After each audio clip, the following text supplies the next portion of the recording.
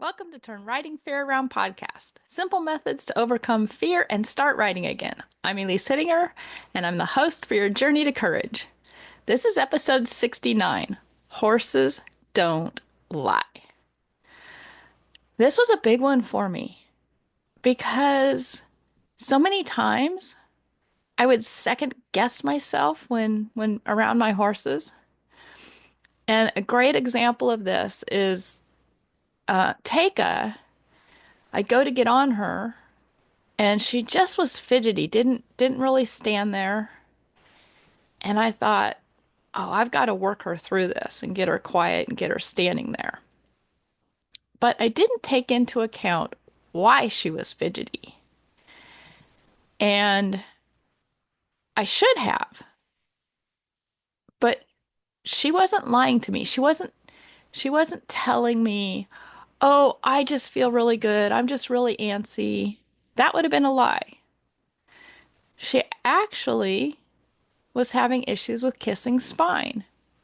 And she really wanted to be ridden, but when I rode her, it hurt. And I didn't know that. At this point in time, I did not know that. And so she was fidgety, and I put stuff out there of what that was. Instead of just becoming really quiet and listening to what my horse was telling me.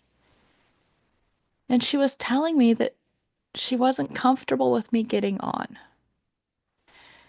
And with racehorses, a lot of times when you get them off the track, they're used to having a jockey tossed up on them while they're walking.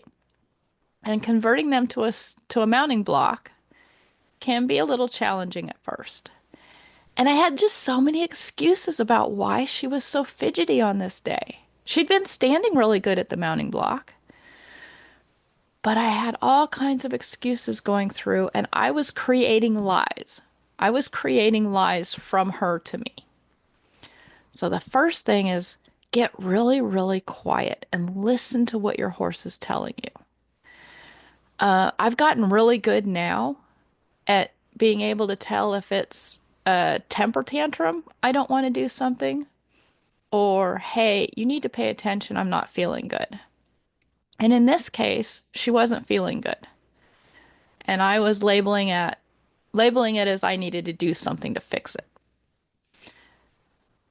And so I went ahead and got on. I got her to stand still. She still was tense and not quiet, but she let me get on. And we had just a beautiful ride for about 20 minutes. And at about the 20-minute mark, she blew a cork, reared, bucked, bronked for about, I don't know, 4 or 5 seconds. And then she went back to the trot.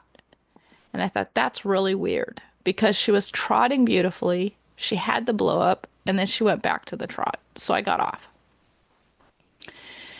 And what I discovered was over a few days working with different people, different vets, chiropractor, we discovered she had pretty severe kissing spine. And that episode that day was so bad that it caused a grapefruit-sized swelling in her back because I didn't listen, because I thought she would lie to me.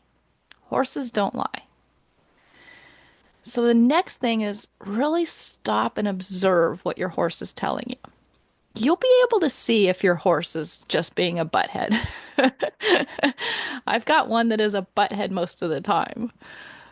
But you'll also be able to see if they're crying out for help, if they're telling you something is wrong. And you can observe this. Even when you're not with them directly, like even out in the pasture, you can observe how they're acting, how they're behaving with the other horses. You can observe if they're standing uncomfortable or if they're standing really comfortable. And there's just a lot of ways to observe what your horse is telling you. And the third thing with this is to practice, practice, practice. You won't always get it right. Practice listening to your horse and listening for the truth. See if you can tell what's the lie you're putting onto it and what's the truth your horse is telling you. And I can tell you if the better you get at this, the more you practice, the more your anxiety will go down, And the more confidence you'll have because you'll start really being in tune with what your horse's truth is and what they're telling you instead of the lies you're putting onto your horse. So I just created a new guide for all of you. Wouldn't it be wonderful if something happened while you were riding, like the bucking and rearing that I experienced with Taka? Wouldn't it be wonderful if you knew what to do with a buck, a bolt, a spook, or a rear?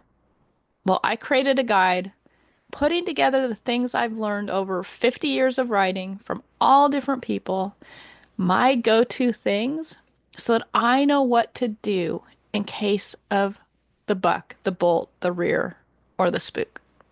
And it's free. I'll put a link in the comments below. You can grab the free guide, and it'll just help give you some ideas of how to be prepared for if that thing happens. See you guys later.